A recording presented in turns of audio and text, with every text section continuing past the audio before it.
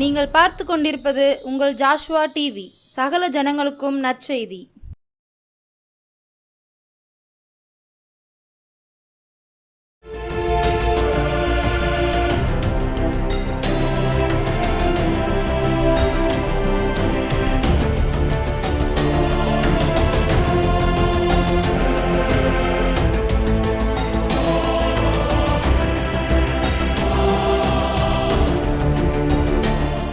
கிறிஸ்துவுக்குள் அன்பானவர்களே, ஆண்டவர் இரட்சகருமாகிய இயேசு கிறிஸ்துவின் ஈடு இணையற்ற நாமத்தினாலே உங்கள் யாவரையும் அன்போடு நான் வாழ்த்தி வரவேற்கிறேன்.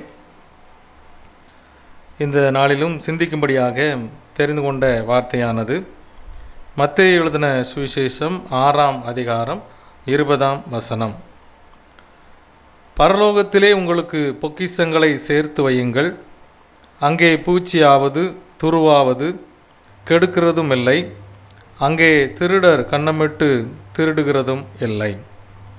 கண்களை மூடி தேவாதி தேவனை நாம் நோக்கி பார்ப்போம். எங்களை அதிகமாக நேசிக்கிற நல்ல பரம தகப்பனே, இந்த மகிமை நேரம் செய்தி வேலைக்காக உமக்கு நன்றி செலுத்துகிறோம். இந்த நாளிலும் ஆண்டவரே, உம்முடைய வார்த்தையை கேட்கும்படியாக உம்முடைய சமூகத்தில் வந்திருக்கிற அன்பு பிள்ளைகளை உம்முடைய கருத்தில் அர்ப்பணிக்கிறோம். வார்த்தை என்கிற மன்னாவினால் அருமையான பிள்ளைகளை நீங்கள் போஷிக்கும்படியாய் ஜெபிக்கிறோம். நீங்கள் பேசுங்க, நாங்கள் கேட்கிறோம். உங்களுடைய இருதயத்தையும் சிந்தனைகளையும் ஒருமுகப்படுத்தி அருளுங்க. ஆரம்பம் முதல் முடிவு வரை உங்களுடைய பிரசன்னம் எங்களை ஆண்டு வழி நடத்தும்படியாய் ஜெபிக்கிறோம். மீட்பரட்சகருமாகிய இயேசு கிறிஸ்துவின் ஜெபம் கேளும் ஜீவனுள்ள நல்ல பிதாவே, ஆமேன். கிறிஸ்துவுக்குள் அன்பானவர்களை, மீண்டுமாய் உங்களை அன்போடு நான் வாழ்த்தி வரவேற்கிறேன். இந்த நாளிலும் சிந்திக்கும்படியாக தெரிந்து கொண்ட வார்த்தையானது பரலோகத்திலே உங்கள் பொக்கிஷங்களை சேர்த்து வையுங்கள் என்பதை குறித்து நாம் தியானிக்க இருக்கிறோம். இயேசுவானவர் திரளான ஜனங்களை கண்டு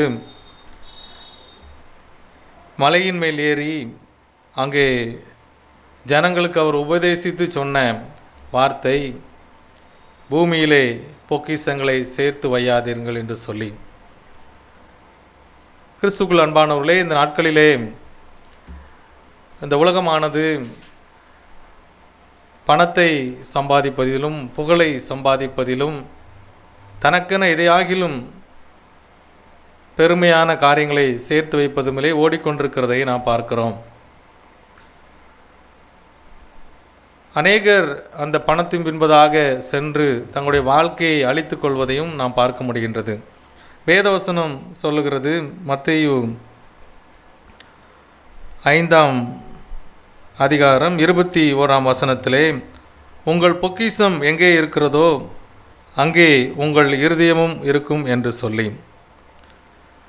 ஒருவேளை உலகத்திலே நாம் சேர்த்து வைத்திருக்கின்ற செல்வங்கள், அதன் மீது நம்முடைய இருதயமானது அதே நாடி தேடிக்கொண்டிருப்பதை நாம் பார்க்க முடிகின்றது.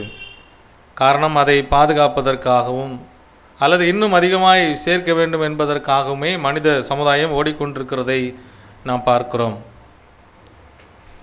ஆகவே நாம் பரலோகத்திலே நம்முடைய பொக்கிஷங்களை சேர்த்து வைக்க அழைக்கப்படுகிறோம். அதையே ஆண்டவர் எதிர்பார்க்கிறார். வேதவசனம் அதே நமக்கு கற்றுத்தருகிறது. உங்கள் பொக்கிஷம் எங்கே இருக்கிறதோ அங்கே உங்கள் இருதயமும் இருக்கும் என்று சொல்லி. பண ஆசையானது அது எல்லா தீமைக்கும் வேறாக இருக்கிறது என்று சொல்லி வேதவசனம் சொல்லுகிறது. ஆகவே நம்முடைய கிறிஸ்தவ வாழ்க்கையிலே நாம் பரலோகத்திலே நம்முடைய பொக்கிஷங்களை சேர்த்து வைக்க அழைக்கப்படுகின்றோம். பூமியிலே சேர்ப்பது எல்லாம் அது ஒரு நாள் அழிந்து போகிறதா இருக்கின்றது.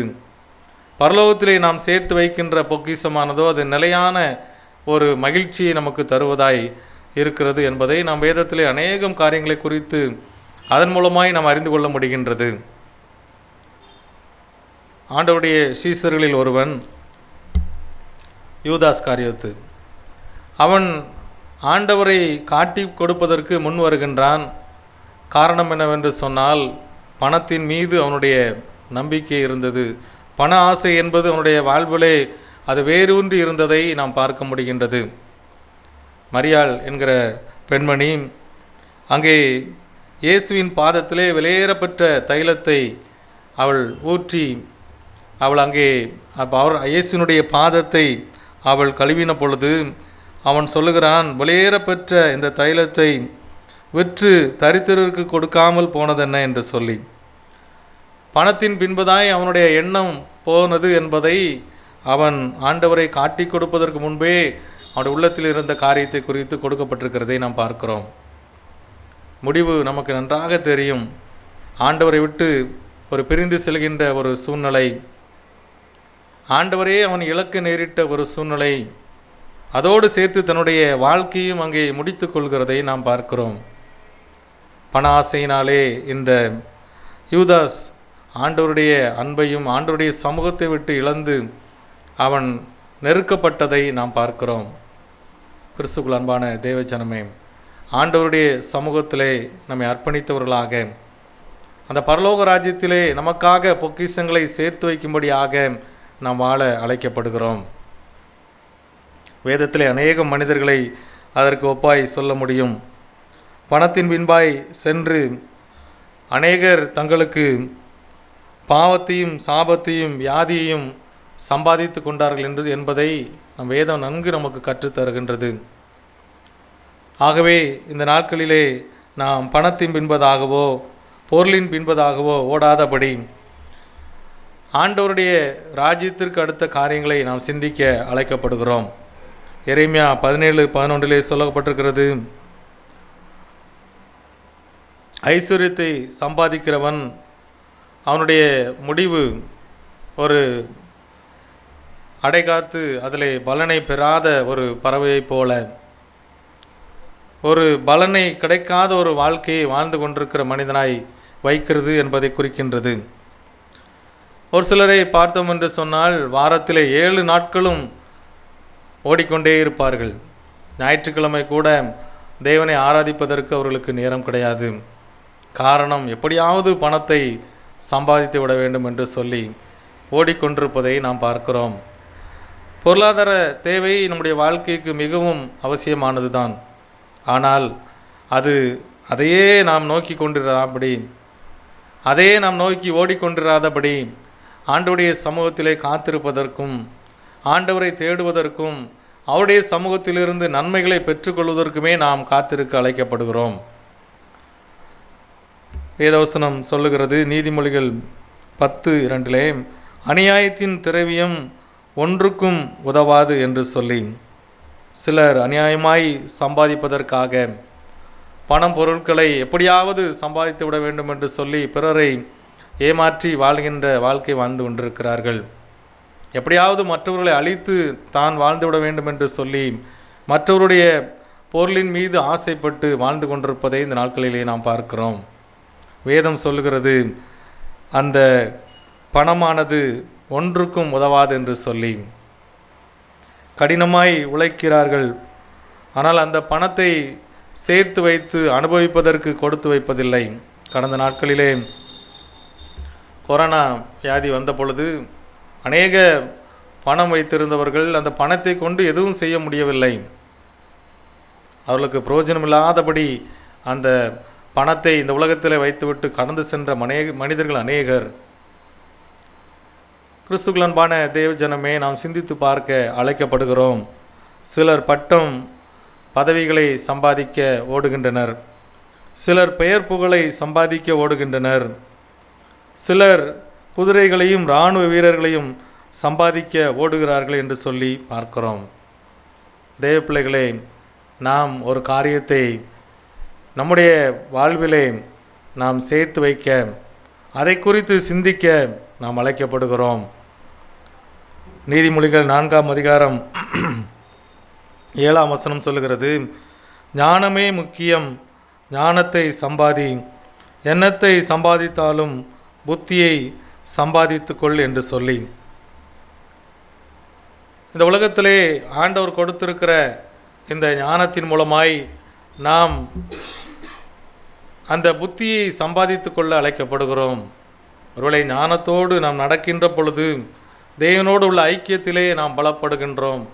அந்த பரலோக வாழ்வை பெற்றுக்கொள்வதற்காக இந்த உலகத்திலே நாம் நேர்மையான ஒரு ஓட்டம் ஓடும்படியாக நமக்கு விசேஷித்த ஞானம் தேவைப்படுகின்றது.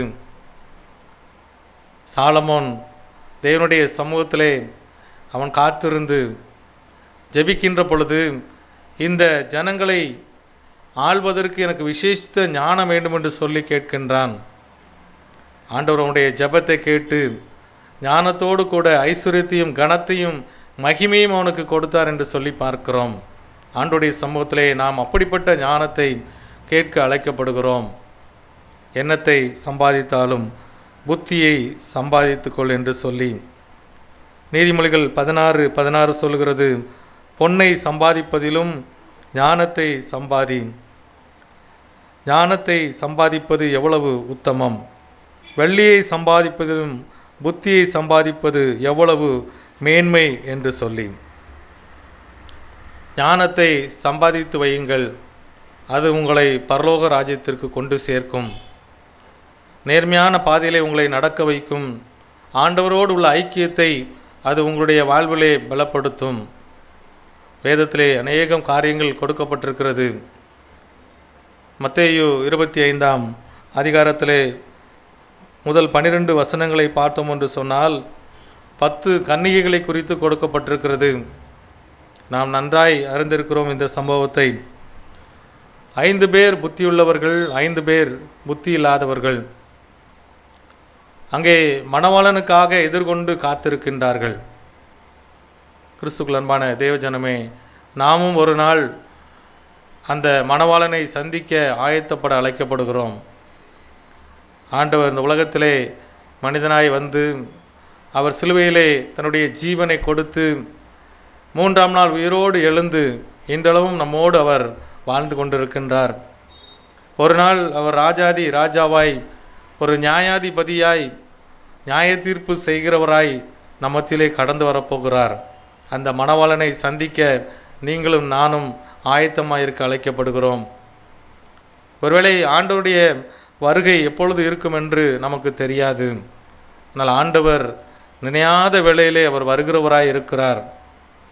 இங்கே புத்தியுள்ள 5 கன்னிகைகள் ஆண்டவரை சந்திப்பதற்கு, மணவாளனை சந்திப்பதற்கு ஆயத்தமாய் இருந்தார்கள் என்று சொல்லி பார்க்கிறோம். தங்களுடைய கரங்களிலே எண்ணெயையும் தீவட்டியும் அவர்கள் எடுத்து சென்றார்கள். அவருடைய பாத்திரத்திலே எண்ணெய் நிரம்பி இருந்ததை நாம் பார்க்கிறோம் அந்த வேத பகுதியிலே. இன்னும் ஒரு 5 பேர் அவருடைய கரங்களிலே காலியான பாத்திரம் இருந்தது என்று சொல்லி பார்க்கிறோம். அவர்கள் இந்த வேத பகுதியிலே கொடுக்கப்பட்டபடியாக புத்தி இல்லாதவர்களாக இருந்தார்கள் என்று சொல்லி பார்க்கிறோம். புத்தி இல்லாத மனிதர்கள் இந்த நாட்களிலே வாழ்ந்து கொண்டிருக்கிறார்கள். ஒருவேளை ஆண்டவரை நன்றாய் அறிந்திருக்கிறார்கள். வேதவசனம் நமக்கு நன்றாய் கற்று தந்திருக்கின்றது. ஒவ்வொரு நாளும் ஆண்டவருடைய சமூகத்தில் அநேகம் ஆண்டவருடைய வார்த்தைகளை கேட்டுக்கொண்டே இருக்கிறார்கள். ஆனால் நல்ல நிலத்தில் விதைக்கப்படாத விதையைப் போல, நல்ல நிலத்திலே விதைக்கப்பட்ட விதையைப் போல பலந்தராதவர்களாக, வழியருகே விதைக்கப்பட்டவர்களாகவும் பலனற்று போன வாழ்க்கையை வாழ்ந்து கொண்டிருக்கிற மனிதர்களை இன்று நாம் பார்க்கிறோம். கிறிஸ்துவுக்குள் அன்பான தேவ ஜனமே, நீங்களும் நானும் ஆண்டவருடைய வருகையை எதிர்நோக்கினவர்களாக, புத்தியுள்ளவர்களாக, எப்பொழுதும் ஆண்டவருடைய ராஜ்யத்திற்கு நாம் ஆயத்தம் உள்ளவர்களாக வாழ அழைக்கப்படுகிறோம். இங்கே இந்த 5 பேர் தங்களுடைய கரங்களிலே எண்ணெயை கொண்டு போகவில்லை. மணவாளன் நடுராத்திரியிலே வந்துவிட்டார் என்று சொல்லி அங்கே சத்தம் கேட்ட பொழுது எழுந்திருக்கிறார்கள்.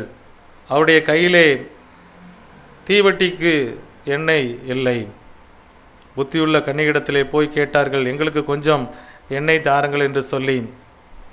ஆனால் அவர்கள் சொன்னார்கள், எங்களுக்கு இது போதுமானதாக இருக்கிறது, நாங்கள் உங்களுக்கு தந்துவிட்டோம் என்று சொன்னால் அது 2 பேருக்கும் பிரயோஜனப்படாது என்று சொல்லி அந்த புத்தியுள்ள 5 கன்னிகைகளும் மணவாளன் வந்த பொழுது அவரோடு கூட கல்யாண வீட்டிற்குள் பிரவேசித்தார்கள்.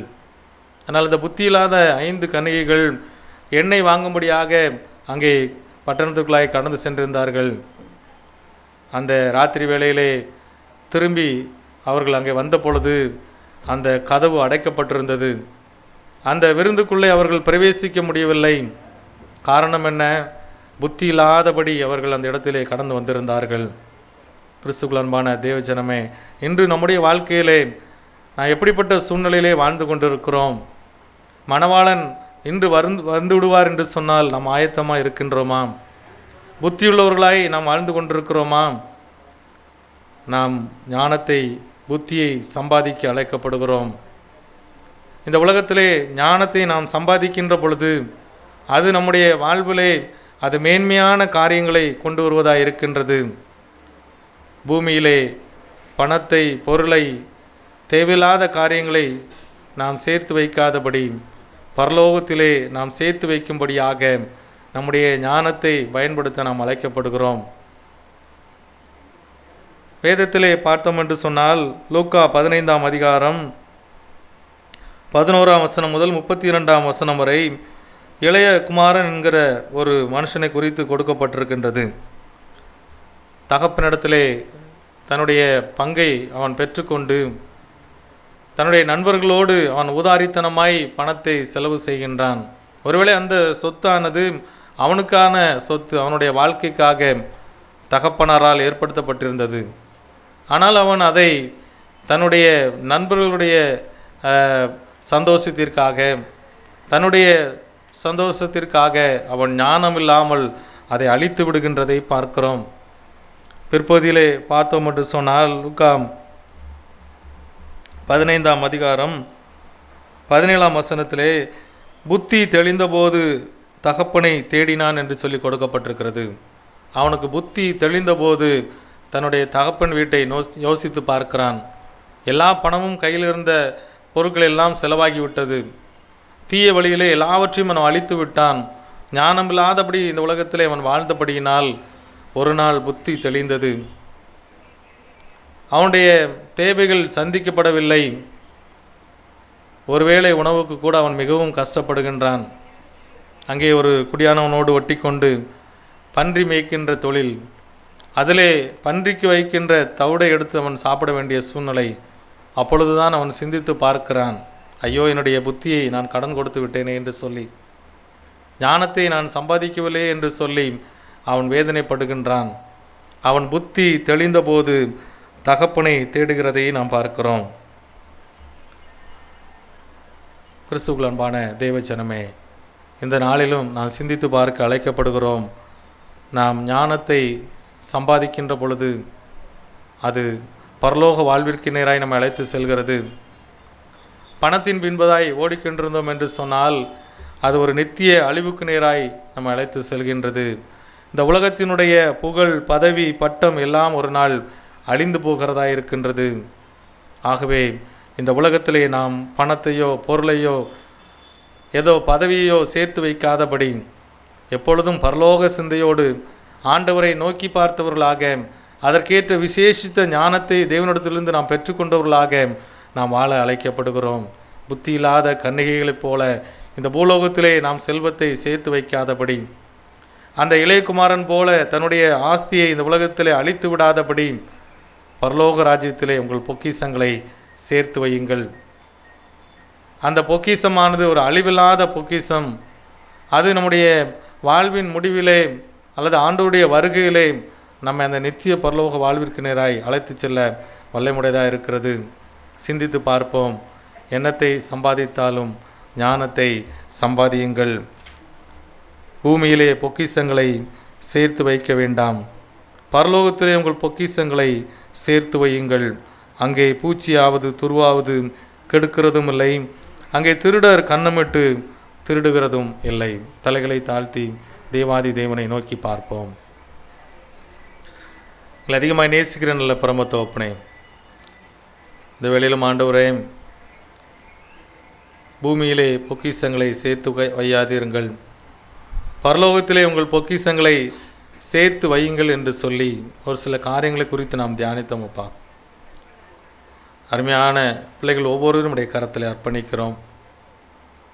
உம்முடைய சமூகத்திலே காத்திருந்து நன்மைகளை பெற்றுக்கொண்டவர்களாக இந்த பூலோகத்திலே உலக வாழ்க்கையிலே பணத்தின் பின்பதாக, பொருளின் பின்பதாக, புகழின் பின்பதாக அலையாதபடி, ஓடாதபடி உம்முடைய சமூகத்திலே காத்திருந்து உடைய விசேஷித்த ஞானத்தை பெற்றுக்கொண்டவர்களாக, தாளந்துகளை பிரயோஜனப்படுத்துகிறவர்களாக, விசேஷித்த ஞானத்தை உம்முடைய கரத்திலிருந்து பெற்றுக்கொண்டவர்களாக இந்த உலகத்தில் வாழ தேவன் நீங்கள் கிருபை செய்யும்படியாய் ஜெபிக்கிறோம்.